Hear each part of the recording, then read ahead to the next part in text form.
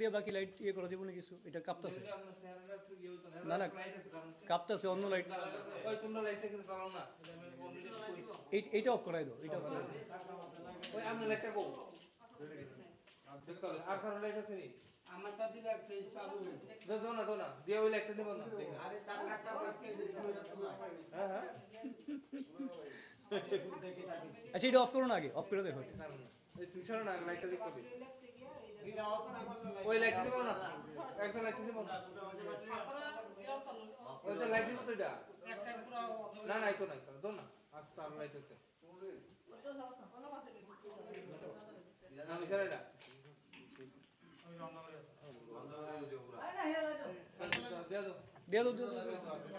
কিছু করার নাই, ঠিক আছে পরে ঠিক করে দেবো।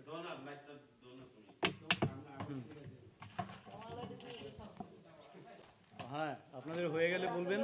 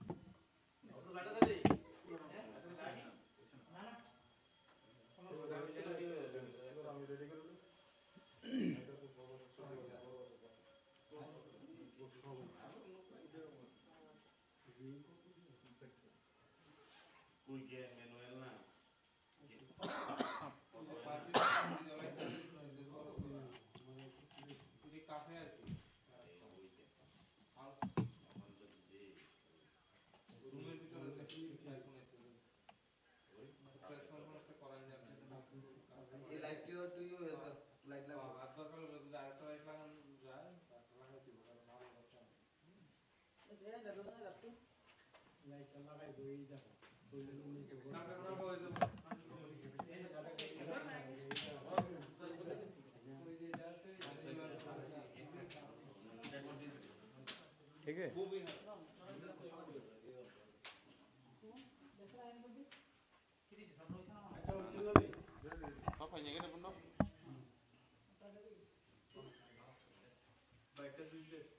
रेडी।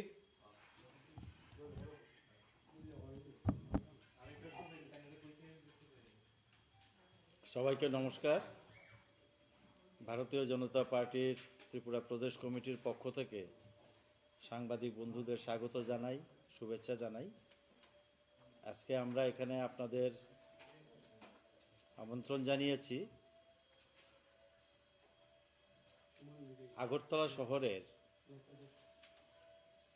যে মিউনিসিপ্যাল কর্পোরেশন, সেই কর্পোরেশনের 2 বছর পূর্তি উপলক্ষে,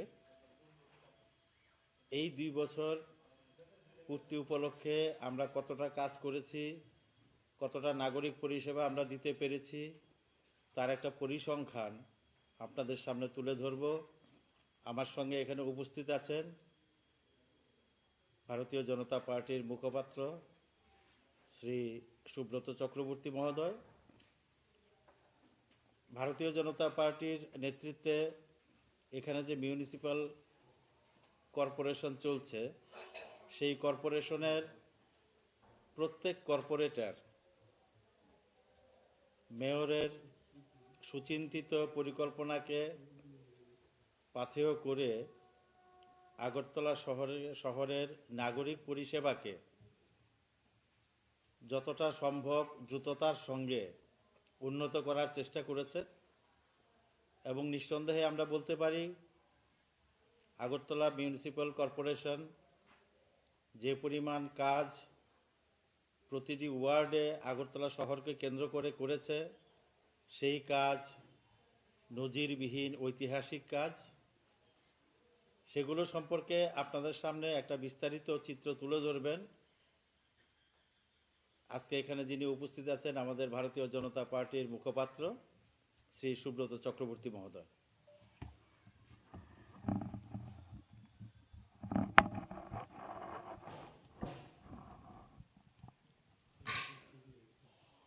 অনেক অনেক ধন্যবাদ ত্রিপুরা প্রদেশ বিজেপির মাননীয় সহসভাপতি শ্রী তাপস ভট্টাচার্য মহোদয়কে আমি এই অবসরে ত্রিপুরা প্রদেশ বিজেপির পক্ষ থেকে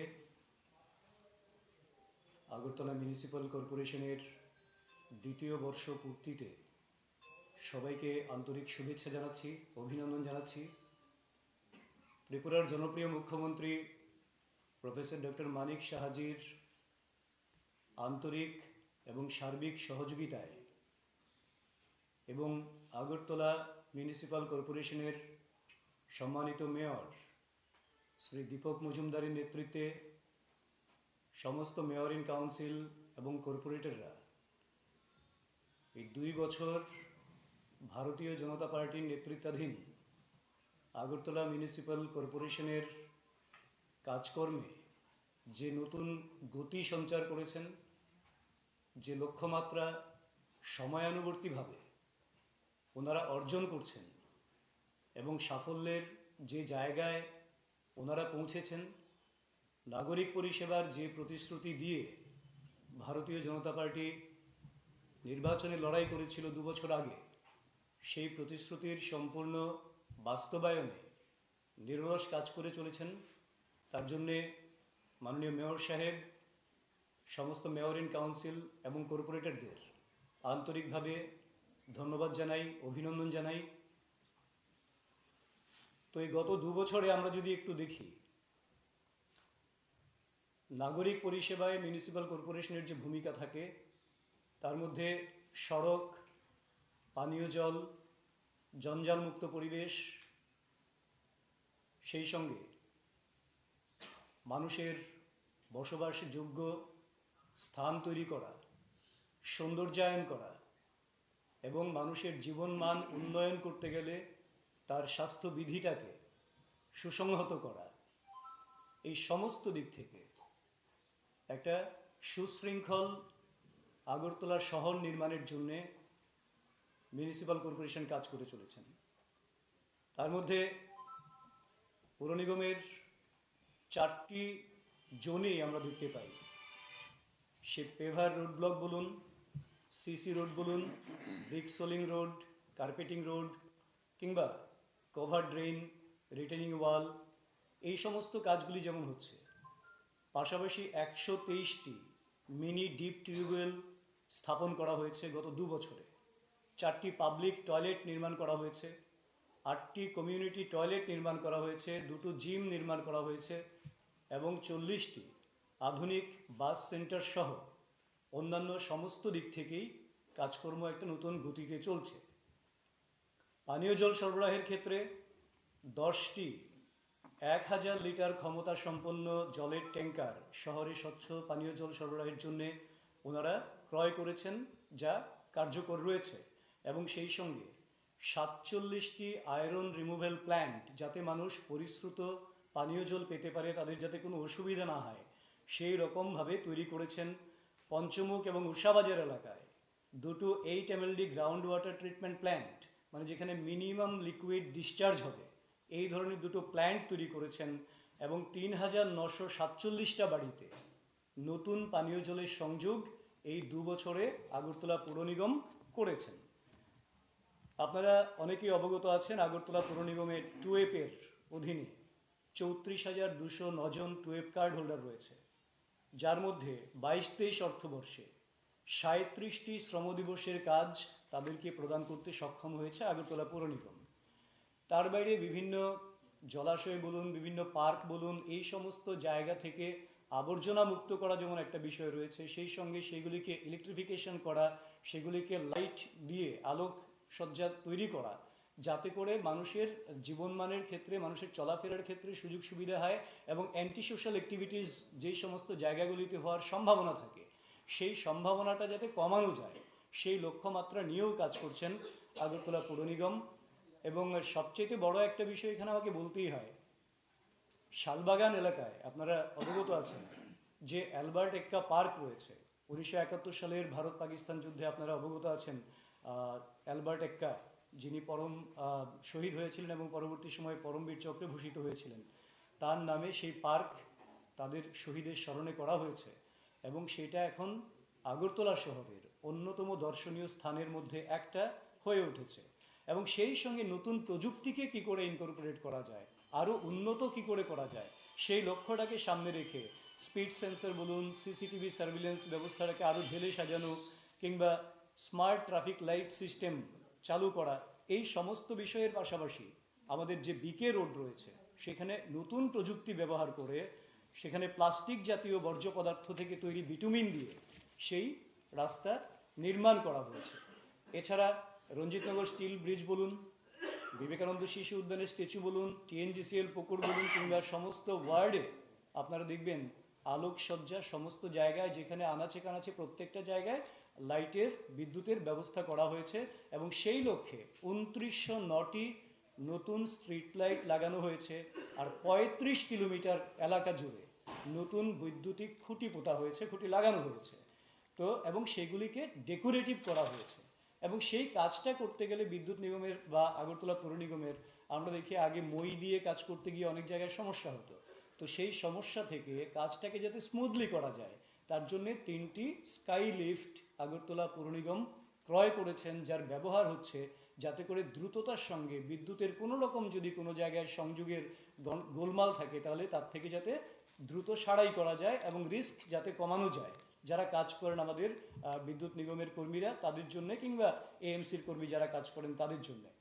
এবং সেই সঙ্গে আপনারা আশ্চর্য হবেন শুনে, এই সরকারটা বরাবর আমরা দেখছি 2018 সাল থেকে কর্মচারী বান্ধব হিসেবে কাজ করছেন। যারা আগে 7,800 টাকা ক্যাজুয়াল কর্মচারী মজুরি পেতেন, আমাদের পৌর নিগম গঠিত হওয়ার পর গত 2 বছরে সেই ক্যাজুয়াল কর্মীদের মজুরি বৃদ্ধি করে 12,900 টাকা করা হয়েছে, যা তাদের জন্য একটা যুগান্তকারী তাদের জীবনযাত্রায় পরিবর্তন সূচিত করছে। এছাড়া বটতলায় আপনারা সবাই অবগত আছেন, একটা যখন মাছের গাড়িগুলি ঢুকতো তখন সেখানে একটা কনজেশন হতো, সেখানে একটা গন্ধ ছড়িয়ে পড়তো, সেখানে অনেকেরই অস্বস্তির কারণ ছিল, সেগুলি ট্রাফিক জ্যাম হতো। সেইগুলির থেকে শহরটাকে মুক্ত করার জন্যে নাগিছড়ায় ফিস ট্রান্সশিপমেন্ট ইয়ার্ড তৈরি করা হয়েছে। সেই সঙ্গে আমাদের ডিজিটাল বিষয়টাকে আমরা ভারতীয় জনতা পার্টি কিংবা কেন্দ্রীয় নরেন্দ্র মোদী সরকার বলি, মাননীয় মুখ্যমন্ত্রী প্রফেসর ডক্টর মানিক সাহার নেতৃত্বে আমাদের রাজ্য সরকার বলি, আমরা ডিজিটালের উপর কিছুটা জোর দিচ্ছি। যতটা সম্ভব যে জায়গায় প্রসারিত করা যায়, সম্প্রসার করা যায়, তার জন্য 17টা ওয়ার্ডে ইন্টারনেট কানেক্টিভিটি স্থাপন করা হয়েছে এই 2 বছরের মধ্যে। জিআইএস সার্ভের মাধ্যমে প্রপার্টি ট্যাক্সের অ্যাসেসমেন্ট করা হয়, যেটা আগে কি হতো সেই জায়গাটাতে আগে বাড়ি বাড়ি গিয়ে সার্ভে করতে গেলে অনেক কিছু লুকোনো যেত, কিন্তু এখন জিআইএস হওয়ার ফলে লুকোনোর কোনো বিষয় নেই। তারপর যদি কোনো ক্লিয়ারিফিকেশন থাকে সেই ক্লিয়ারিফিকেশন দপ্তর দিচ্ছেন। বিল্ডিং প্ল্যানের অ্যাপ্রুভেল বলি কিংবা আমরা ট্রেড লাইসেন্সের ইস্যু বিষয়টা, সেটা আমরা সিস্টেমের মাধ্যমে অনলাইন চালু করে দেওয়া হয়েছে এবং তার জন্য কমপ্লেন পোর্টালও সেখানে রয়েছে, নির্দিষ্ট নাম্বার রয়েছে, সেই নাম্বারটা আপনাদের অবগত আছেন অনেকেরই। Prime minister Awas Yojana urban যেটা রয়েছে, যশস্বী প্রধানমন্ত্রী নরেন্দ্র মোদীজি করেছিলেন, সেখানে 32,951 জন লাভার্থী রয়েছেন, যার মধ্যে 22,951টা আবাস নির্মাণের কাজ সম্পন্ন হয়েছে আমাদের রাজ্যে। এবং সেই সঙ্গে স্বচ্ছ ভারত মিশন আরবান প্রকল্পে 2021 সালে আগরতলা শহর পুর নিগম এলাকা ওপেন ডেফিকেশন ফ্রি এরিয়া হিসেবে ডিক্লেয়ার করা হয়েছে। বাড়ি বাড়ি থেকে যে আবর্জনা তৈরি হয় সেটাকে নিয়ে আসার জন্য একটা কতগুলি গোষ্ঠী রয়েছেন, স্বসহায়ক গোষ্ঠী, তারা কাজ করছেন এবং সেখানে 51টা গোষ্ঠী কাজ করছেন এখন পর্যন্ত, যাদের সাম্মানিক 1500 টাকা একটা সময় দেয়া হতো, সেটা বাড়িয়ে 2200 টাকা করা হয়েছে, তাদের যাতে একটু সুবিধে হয়। তাছাড়া স্ট্রিট ভেন্ডার যারা রয়েছেন, নরেন্দ্র মোদীজি তাদের জীবনমানের উন্নতির জন্য বহু রকম প্রয়াস নিয়েছেন। তো এই স্ট্রিট ভেন্ডারদের জন্য অত্যন্ত নমিনাল গ্যারান্টির কোনো বিষয় নেই, ন্যূনতম কাগজপত্রের মাধ্যমে 10,000, 15,000 থেকে 20,000 থেকে 50,000 টাকা পর্যন্ত তাদেরকে সহায়তা করা হচ্ছে, যার মাধ্যমে অনেক যুবক যুবতী স্ট্রিট ভেন্ডার হিসেবে নিজেদেরকে অনেকটাই আত্মনির্ভর হয়ে ওঠার চেষ্টা করছেন। এখন পর্যন্ত 1722 জনকে এরকম সুযোগ সুবিধা প্রদান করা হয়েছে।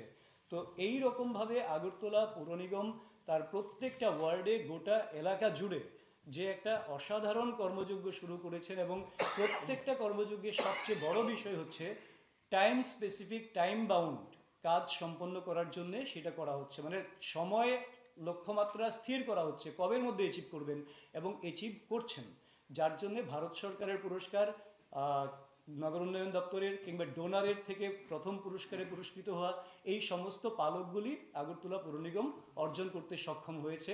তো তার জন্যে আমরা আশা করি তাদের এই প্রয়াস, এই উদ্যোগ এবং এই কর্মনিষ্ঠা বজায় থাকবে, এবং তাদের হাত ধরে যে স্মার্ট সিটির স্বপ্ন আমরা দেখছি, সেই স্মার্ট সিটির বাস্তবায়ন, নাগরিক পরিষেবার সর্বোচ্চ মাত্রায় মানুষের কাছে পৌঁছে দেওয়ার জন্য, প্রতিটি আনাচে কানাচে পৌর নিগমে পৌঁছে দেওয়ার জন্য তারা সেই লক্ষ্য অর্জনে সচেষ্ট আছেন এবং আগামী দিনেও থাকবেন। এবং তাদের হাত ধরে, তাদের কর্মনিষ্ঠার মাধ্যমে আগরতলা শহর, আগরতলা পৌর নিগম অঞ্চল একটা উন্নত শহর, শ্রেষ্ঠ শহরে রূপান্তরিত হবে। তার জন্য সবাইকে, মেয়র সাহেব সহ এমআইসি এবং সমস্ত কর্পোরেটরদের আবারও শুভেচ্ছা, অভিনন্দন এবং ধন্যবাদ জ্ঞাপন করছি। আপনাদের যদি কিছু বলার থাকে।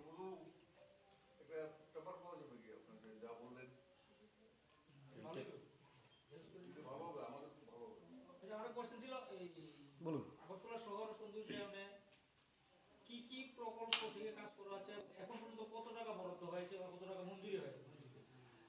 স্পেসিফিক কি কি প্রকল্প বলতে পুর নিগম বা পুর সংস্থাগুলির কাজের একটা ফরম্যাট রয়েছে আলাদা। সেটা হচ্ছে মূলত নাগরিক পরিষেবা কেন্দ্রিক। শহর উন্নয়ন, স্বচ্ছতা, স্বাস্থ্যবিধি এবং নাগরিক পরিষেবার যে বেসিক বিষয়গুলি রয়েছে, পানীয় জল, সড়ক, বিদ্যুৎ, ড্রেনেজ ব্যবস্থা ইত্যাদি ইত্যাদি। তো স্পেসিফিক যদি বলুন যে আপনারা যদি জিজ্ঞেস করেন যে কত টাকা বাজেট বরাদ্দ রয়েছে, সেটা এএমসির বাজেট যেটা গত সেশন হয়ে গেল সেখানে আপনাদের কাছে পরিষ্কার রয়েছে। প্রকল্পে আছে এডিবি থেকে বিভিন্ন সাহায্য পাওয়া যায়, এই ধরনের মানে আর্থিক সহায়তা কতটা পেয়েছে? এডিবি বলুন বা স্মার্ট সিটি বলুন। আর্থিক সহায়তার বিষয়টা এই মুহূর্তে আমার কাছে নেই। এটা আমার মনে হয় মেয়র সাহেব কিংবা ওনাদের সঙ্গে যোগাযোগ করলে আর্থিক কত টাকা এখন পর্যন্ত রয়েছে এবং তাদের বাজেটে তার রিফ্লেকশন অলরেডি রয়েছে, কোন জায়গা থেকে কোন ফান্ড কিভাবে আসছে ইত্যাদি ইত্যাদি বিষয়। নেক্সট। আচ্ছা, এত উন্নয়ন হয়গুলা করলেন, কিন্তু এর পুরো যে মশার যন্ত্রণা থাকা যায় না, সেই বিষয়ে কি? দেখুন, একটা সময় আমরা ছোটবেলায় কবিতা পড়েছি, রাতে মশা দিনে মাছি এই নিয়ে বেঁচে আছি। এখন এখন অবস্থাটা সেই জায়গায় নেই। মাছি নেই এটা বলা যাবে না, মশা নেই বলা যাবে না, কিন্তু তার প্রকোপ অনেকটা কমেছে বিভিন্ন জায়গায়, সব জায়গায় সমানভাবে কমেনি, স্বীকার করছি। কারণ যতক্ষণ পর্যন্ত যেই প্রয়াসটা নিয়েছেন যে জল কোথাও জমবে না, ড্রেনে জল জমবে না, ফ্লাড, বন্যা নিয়ন্ত্রণ আপনারা সবাই অবগত আছেন। আজকের থেকে 5 বছর আগের কথাটা চিন্তা করুন, আগরতলা শহরে গতকালকে যে বৃষ্টিটা হয়েছে সেটা হলেই হাঁটু জল হয়ে যেত এবং সেই জলটা অন্তত কয়েক ঘন্টা স্থায়ী হতো। কিন্তু এবার এখনকার অবস্থা দেখুন, মুষলধারে বৃষ্টি হচ্ছে, তারপরেও জল কিন্তু 1-2 ঘন্টার মধ্যে নেমে যাচ্ছে, সেই ব্যবস্থাটা হয়েছে। এবার কভার ড্রেন গোটা শহর জুড়ে পরিকল্পনা করা হয়েছে, কভার ড্রেন ছাড়া কোনো ড্রেন হবে না। কাঁচা ড্রেন যেগুলি আছে সেগুলিকে কভার ড্রেনের আওতায় আনা, পাকা ড্রেন করা ইত্যাদি বিষয়গুলি চলছে। কাজেই এই জল নিকাশি ব্যবস্থাটার যে পরিকল্পনা নিয়ে সুনির্দিষ্ট লক্ষ্যমাত্রা নিয়ে কাজ করছেন, এই টেনিউরের মধ্যেই সেটাকে অর্জন করবেন। এই যে আগামী আরো 3টে বছর সময় রয়েছে, তো এইটা যখন শেষ হবে, কারণ মশাটা জমে সেই জায়গায় যেখানে জল জমে থাকে, এটা হচ্ছে ওভারঅল চিত্র আমি বললাম। তার বাইরে কিছু কিছু এক্সটেন্ডেড এএমসি এরিয়া আছে, সেটা আপনারা জানেন, যেগুলিকে পরবর্তী সময়ে ইনক্লুড করা হয়েছে 2018-র আগে কোনো একটা সময়, যার ফলে ওয়ার্ড সংখ্যা 37 থেকে বেড়ে মানে 51টা হয়েছে। তো সেই এরিয়াগুলিতে নাগরিক পরিষেবাটাকে পৌঁছে দেওয়ার কাজটা শুরু হয়েছে পূর্ণমাত্রায়। এইটা যখন সম্পন্ন হবে তখন এই সমস্যা থেকে আগরতলা শহরবাসী, পৌর নিগমের মানুষ সেখান থেকে মুক্তি পাবে।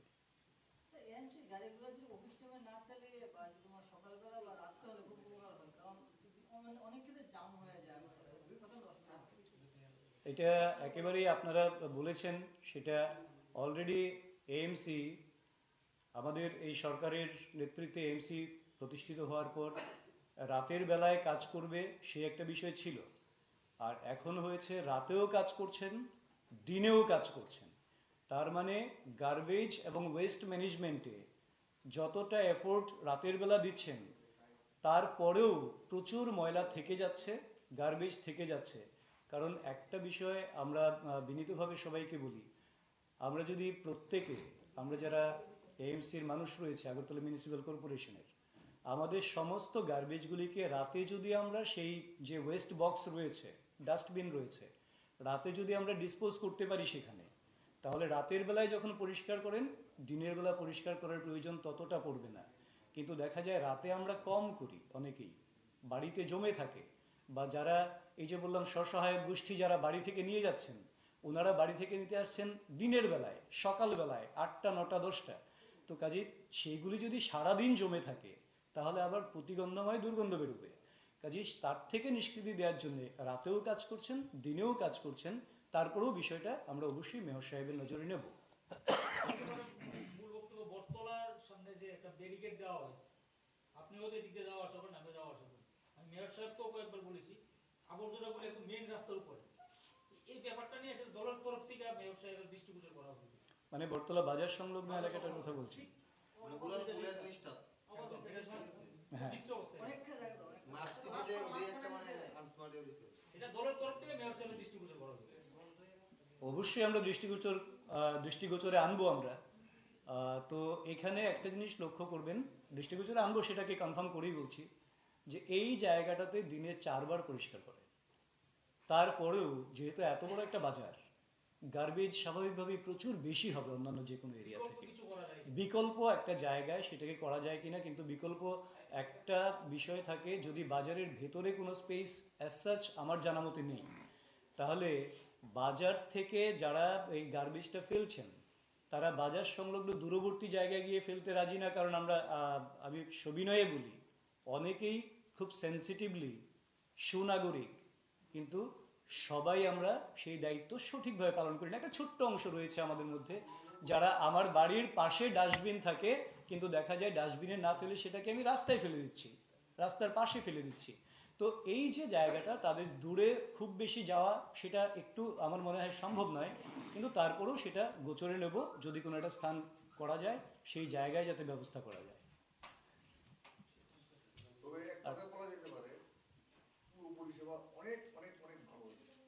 ধন্যবাদ। আপনারা যখন পুরো পরিষেবা ভালো বলছেন, তাহলে সেটাও মেয়র সাহেবকে আবার ধন্যবাদ জানাচ্ছি, যে তিনি এই জায়গাটা তৈরি করতে পেরেছেন, যে পুরো পরিষেবা আগের থেকে অনেক ভালো হয়েছে। নিকাশি ব্যবস্থা অবশ্যই অবশ্যই। তো আর কোনো কোশ্চেন না থাকলে সবাইকে অসংখ্য ধন্যবাদ, সময় দিয়েছেন। নমস্কার। এটা